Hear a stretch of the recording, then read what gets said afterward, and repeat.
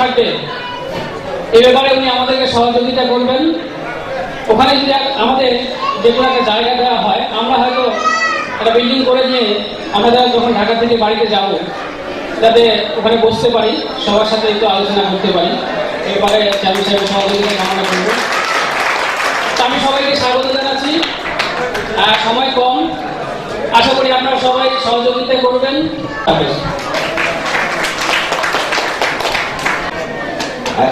Please put your big hands together for our honorable president.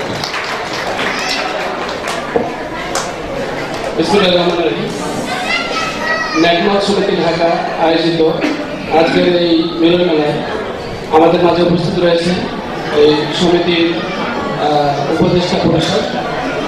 সময় স্বল্পতার জন্য সবার নাম বলছি না। উপস্থিত রয়েছেন আমাদের অন্যান্য কমিটির সদস্যবৃন্দ, ঢাকাস্থ নেকমতের বিভিন্ন আমার ভাই বোনেরা। উপস্থিত রয়েছেন দুইজন ব্যক্তিত্ব, নেকমত চৌরাস্তায় দাঁড়ালে যাদের স্মৃতিসৌধের দিকে তাকালে যাদের নাম মনে আসে, এনামুল ভাই এবং মুন্না ভাই। মুন্না বলেছে কিছুক্ষণ আগে যে এনামুল ভাই এবং মুন্না ভাই কিছুদিন আগে ঢাকায় এসেছিলেন। তো আমরা এই যে নেকমত সমিতি এটা করার জন্য অনেকদিন যাবতে আমরা চিন্তা করতেছিলাম। আমি মুন্নাকে নিয়ে অনেকবার আলাপ করেছি, মোবাইলে আলাপ হয় কিন্তু বসা হয় না। এরকম করতে করতে একদিন আমরা শিশু পার্কে গিয়ে বসলাম। লোক সংখ্যা নাই, 3 জন, মুন্না, আমি আরেকজন। এরপরে পরবর্তীতে ওখান থেকে আমরা বললাম যে আরেকটু বসা দরকার। এরপরে তখন অনেককে বললাম মোবাইলে যে রমনা পার্কে চাইনিজ রেস্টুরেন্টের ওখানে আমরা বসবো। তারপর দেখা গেল যে ওই দিন 15 জন আমরা উপস্থিত হতে পেরেছিলাম। এরপরে দ্বিতীয় মিটিং দিলাম, তখন দেখা গেল 35 জন। ওই দিনে আমরা মনে করলাম যে কিছু একটা অনুষ্ঠান করার দরকার, যেন আমরা সবাই মিট হতে পারি। কারণ আমাদের অনেকের সাথে দেখা হয় বিভিন্নভাবে, কিন্তু ফ্যামিলির যে ছেলে মেয়েরা আছে তাদেরকে কেউ চিনি না। আমার ছেলেকে কেউ চিনি না, মুন্না ছেলেকে আমি চিনি না, সাজান ভাই ছেলেকে চিনি না। এরকম যদি গেট টুগেদার একত্রিত হওয়া যায় তো বাচ্চাগুলোকে দেখা যাবে, আমরা অন্তত পরিচিত হতে পারবো। পিকনিকের করা হলো, যেটা মুন্না পড়বো যে রাজনৈতিক কারণে পিকনিক আমরা করতে পারিনি। পরবর্তীতে এই গেট টুগেদারের আয়োজন করা হয়েছে। তো আমাদের যে সমিতি, এটার উদ্দেশ্য খুব ভালো, যে আমরা এখানে টাকা পয়সা নিয়ে কোনো গোলযোগ নাই। ইতিপূর্বে ঢাকায় যে একটি সমিতি হয়েছিল, আমরা করেছিলাম, যেখানে আমাদের ওই সমিতিগুলোর উদ্দেশ্য ছিল যে আস্তে আস্তে সবাই কিছু কিছু টাকা জমায় বাড়ি করবো বা কিছু একটা ভালো কিছু করবো, এরকম ছিল উদ্দেশ্যটা খুব ভালো ছিল। স্টার্টিং পয়েন্ট যেটা, যে 500 করে বা 1000 করে 3000 করে টাকা জমাইতে পারি, এরকম বড় ফান্ড হয়ে গেলে সবার জন্য বাসস্থানের ব্যবস্থা হবে, এরকম উদ্দেশ্য ছিল। কিন্তু বাসস্থান আর হয়নি। কিছুদিন টাকা জমা দিতে দিতে একটা পর্যায়ে গিয়ে টাকার হিসাবে গোলমাল বেঁধে যায়। কেন জানি এরকম হয় জানি না, টাকার হিসাব যেখানে থাকে সেখানে একটা গোলমাল থাকে। এরকম সমিতি ছিল এর আগেও, সেই সমিতিগুলো ভেঙে গেছে। আমরা ওটা বেশি লঙ্ঘা করতে পারিনি এই গোলমালের জন্য, হিসাবের গোলমালের জন্য। এরপরে আমরা চিন্তা করছি যে টাকার হিসাবে আমরা যাব না, আমরা এমন একটা সমিতি করবো যেখানে টাকা পয়সা কোনো এরকম থাকবে না, চাঁদা থাকবে না, মাসিক চাঁদার দরকার নেই। আমাদের উদ্দেশ্য হলো যে টাইম টু টাইম আমরা মিট হবো, একত্রিতে সবার সাথে দেখা হবে। তারপরে শীত আসে, তীব্র শীত আমাদের উত্তর অঞ্চলে, যদি পারি যদি কিছু শীতের কম্বল মানুষের মাঝে বিতরণ করতে পারি আমরা সবাই চাঁদা দিয়ে। তারপরে বিভিন্ন দুর্যোগ আসে বন্যার সময়, সে সময় যদি সহযোগিতা করতে পারি, যদি একটু চক্ষু শিবির বা যদি মেডিকেল টিম নিয়ে গিয়ে, অনেকে আমাদের ভাইদের মধ্যে ডাক্তারও আছে, ডাক্তার ইঞ্জিনিয়ার আপনারা জানেন, যদি ওখানে গিয়ে এরকম একটা মেডিকেল টিম করতে পারি, তাহলে হয়তো গ্রামের যারা মানুষ আছে তারা কিছুটা তাদেরকে সেবা দেওয়া যাবে। এই সকল আমাদের উদ্দেশ্য, যেখানে কোনো অর্থের কোনো ভাগাভাগি এই ধরনের কোনো ঝামেলা নেই। কারণ এগুলো টিকতেছে না, এগুলো ঝামেলা হয়ে যাচ্ছে। কারণ আপনারা জানেন যে আমাদের মধ্যে ইঞ্জিনিয়ার আছে, ডাক্তার আছে, সেনাবাহিনীর তো লোক আছে। বুলবুল ভাই ছেলে সেনাবাহিনীতে আছে, সাদেন ভাই ছেলে এখন ওখানে চান্স পেয়েছে, ট্রেনিং আছে। তারপরে এই কিছুক্ষণ আগে আলসিয়ার একজন আসছে, আলসিয়ার লোক আলসিয়া নেই, উনি কিন্তু কর্মমুখর।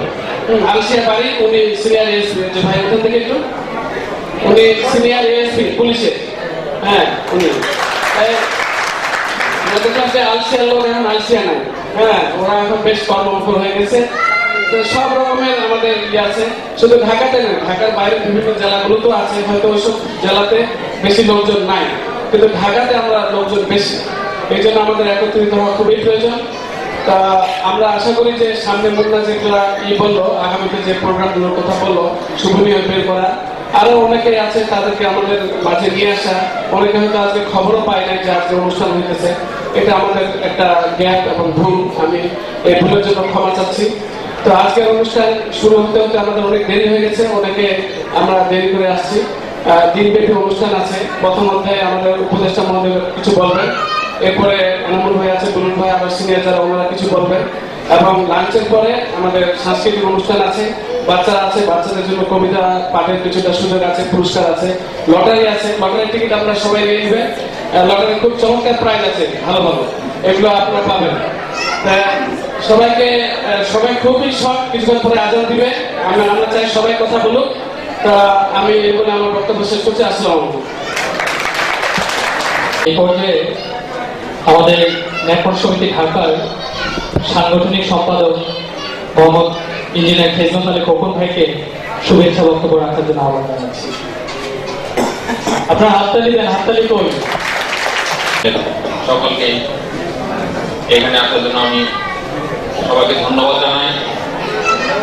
আমি বেশি কিছু বলবো না, আজকে এই অনুষ্ঠান আয়োজন করতে পারে এবং সবাই উপস্থিত হয়ে এখানে এসেছে, যে এটার জন্য আমাকে খুবই ভালো লেগেছে এবং সবাই এখানে এসেছে। আগামীতে আরো আমরা সুন্দর প্রোগ্রাম করব, সবাই উপস্থিত হবেন। আমরা শুধু একটাই চাই যে সবাই আপনারা আমাদেরকে সাহস দিবেন, আমরা যেন এগিয়ে যেতে পারি এবং এই জুনিয়রদেরকে সবাই যেন আমরা হেল্প করতে পারি যারা নতুন ঢাকায় আসতেছে। আমি সিনিয়রদেরকে দৃষ্টি আকর্ষণ করে যেন জুনিয়রদেরকে সাহস দেয় ঢাকায় আসার জন্য এবং কিছু করার জন্য। আমি সবাইকে অনুরোধ করবো, জুনিয়রদেরকে অনুরোধ করবো যে ঢাকায় এসে কিছু করার জন্য। আমরা ভালো স্যালারি এবং বেশি আমরা কিভাবে ইনকাম করবো এটা আমার দরকার নাই। আমি আগে একটা আমার জবের আশায় আমি আসবো ঢাকায়, এই জব করার। আপনারা সবাই জুনিয়ররা সবাই এই আশায় আসবেন, ঢাকায় কিছু করার জন্য আমাদের ভালো কিছু করতে হবে এবং আমাদের সিনিয়ররা যারা আছে অনেক ভালো করছে এবং ওনারা আমাদেরকে অনেক হেল্প করবে, এই আশা রাখি আমি আমার বক্তব্য শেষ করছি। আসসালামু আলাইকুম। সফটওয়্যার ইঞ্জিনিয়ারিং করছি ঢাকায়। আমার বাড়ি নেকমরদে, গ্রামের নাম হচ্ছে ভবানীপুর। আজকে আমার বাবা এসেছেন, আমার বাবার নাম মোহাম্মদ হামিদুল বুলবুল। সবাই অনেক বললেন, অনেকে বলার সময় আসছেন। আজকে আঙ্কেল, মানে চেয়ারম্যান আঙ্কেল এবং আব্বু এসেছেন। তো হ্যালো, তো এখানে সব বড় বড় মানুষেরা অনেকগুলো কথা বললেন। আসলে এর মধ্যে আমি কি বলবো বুঝতে পারছি না।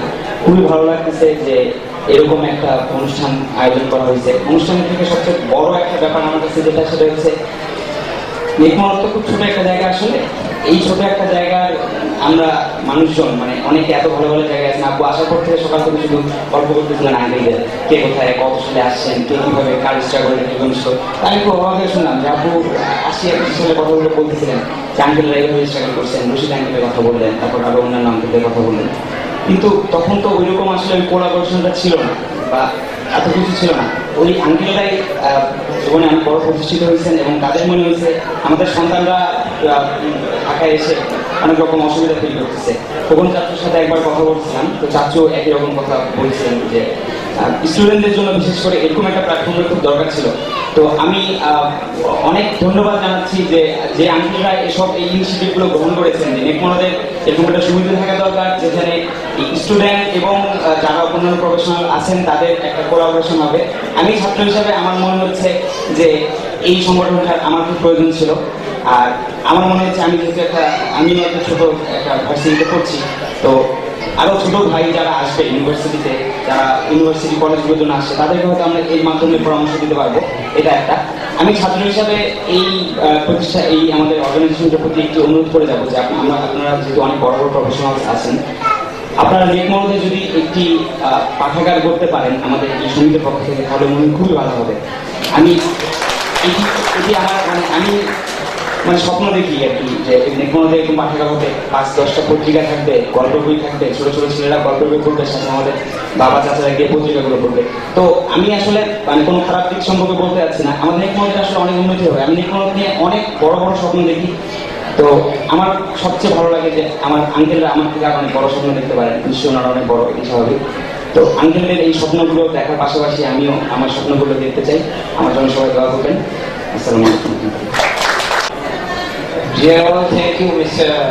Arif, for his good speech and also some good ideas to share with us. Now, I request to share something from his personal archive. Mr. A.K.M. Arif Akhtar, Honorable Coordinator, Government Affairs, Chevron Bangladesh Limited. He is also Joint Secretary for Nekmorod Samiti. Please put your big hand for Mr. A.K.M. Arif.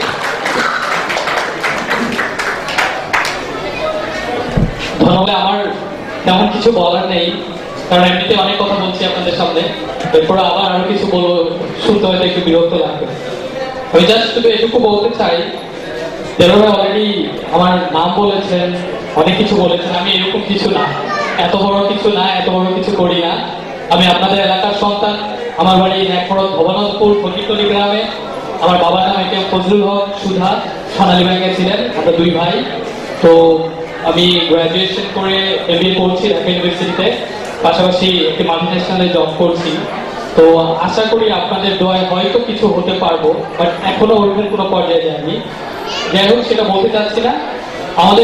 আমি শুধু বলবো যে এই সমিতিটার যতটুকু পেরেছি, যে পর্যায়ে এসেছে, এ পর্যায়ে আসার পেছনে যে মানুষগুলির ভূমিকা অস্বীকার করার মতো কিছু নেই। আমি প্রথমেই তাদেরকে ধন্যবাদ জানাতে চাই, বিশেষ করে মুন্না ভাই, রবিউল চাচা, খোকন ভাই, উজ্জ্বল ভাই, সোহেল ভাই, কারণ তাদের আগ্রহ এবং প্রচেষ্টা না থাকলে হয়তো আজকে আমরা এতগুলি মানুষ একসাথে হতে পারতাম না।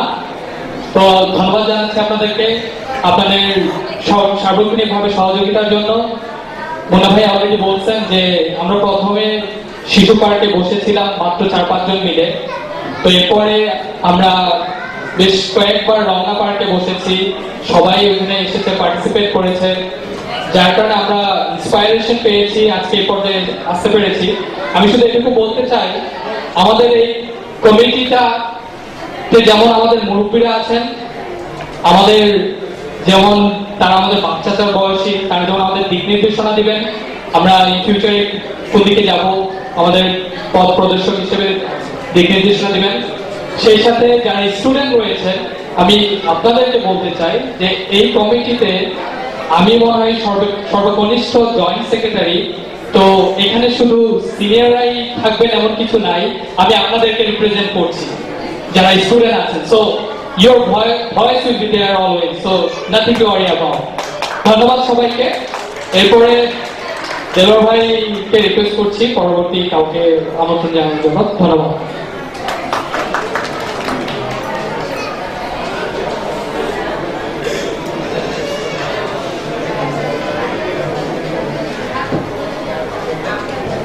এরপর আমি সংক্ষিপ্ত বক্তব্য রাখার জন্য আমন্ত্রণ জানাচ্ছি ছোট ভাই পারভেজ আক্তার উজ্জ্বলকে।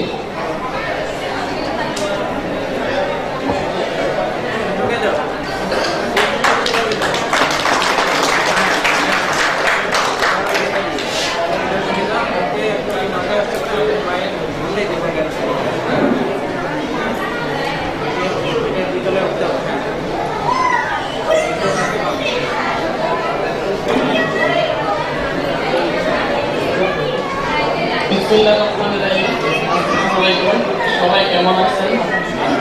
অনেকে অনেক কিছু বলছে, আমি কিছু বলবো না। আমি বলতে চাই, এনামুল চাচা আমাদের চেয়ারম্যান, বুলবুল ভাই আমাদের এলাকার নামি দামি ব্যক্তি, তো ওনারা যেন আমাদের সমিতির কথা এলাকায় গিয়ে বলে, এটুকুই আমাদের জন্য পাওয়া, আর অন্য কিছু আমার বলা নেই।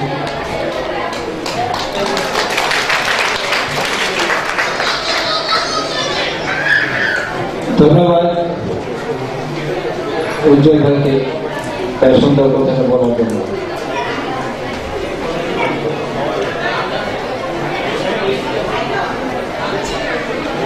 এই পর্যায়ে আমি আমন্ত্রণ জানাচ্ছি আমাদের সাথে কিছু কথা শেয়ার করার জন্য সিনিয়র এসপি মিস্টার তরিকুল ইসলাম সাহেবকে।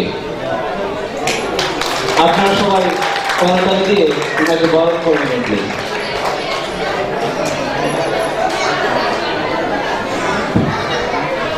চলো ফিরে যাই মাটির টানে শেকড়ের টানে।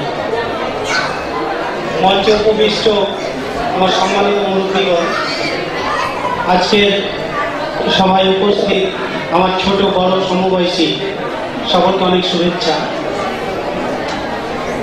আসলে আমি যদি ফিলোসফিক্যাল দিক থেকে চিন্তা করি, আমার নেকমরদ সমিতিটা কেন দরকার, এটা এই জন্যই দরকার। এটা আমার মাটির টান, এটা আমার শেকড়ের টান, এটা আমার পোতা নারীর টান, এটাই আমার নেকমরদ। আনুষঙ্গিক অনেক কিছুই বলা যায়, অনেক কথাই বলা যায়। আমাকে মতিন ভাই যখন ফোন করলো যেরকম আমাদের নেকমরদ সমিতির একটা প্রোগ্রাম হবে, তা আমি খুবই আবেগপ্লুত হয়েছি যে না, আমি এই সমিতিটাতে থাকবো। অনেকগুলো শুভ উদ্যোগ, শুভ চিন্তার কথা শুনলাম, যেগুলো আমাকে অনেক ভালো লাগলো।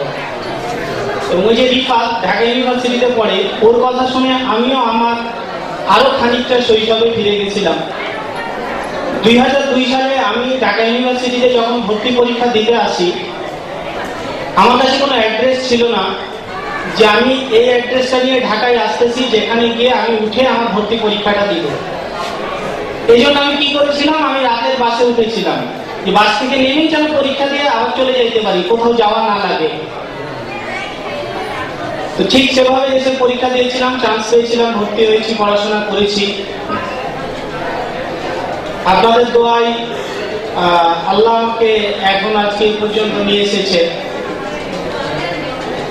এখন আমার এই নেকমরদ সমিতির কাছে আমি নিজেও আমার সামর্থ্য দিয়ে, আমার বুদ্ধি দিয়ে, আমার যোগ্যতা দিয়ে আমি কন্ট্রিবিউট করার চেষ্টা করব। এবং সমিতির সবার কাছে আমার এটাও আহ্বান থাকবে যে সমিতির পাশাপাশি এই সমিতির একটা অংশ হিসাবে নেকমরদ ফাউন্ডেশন গঠনের।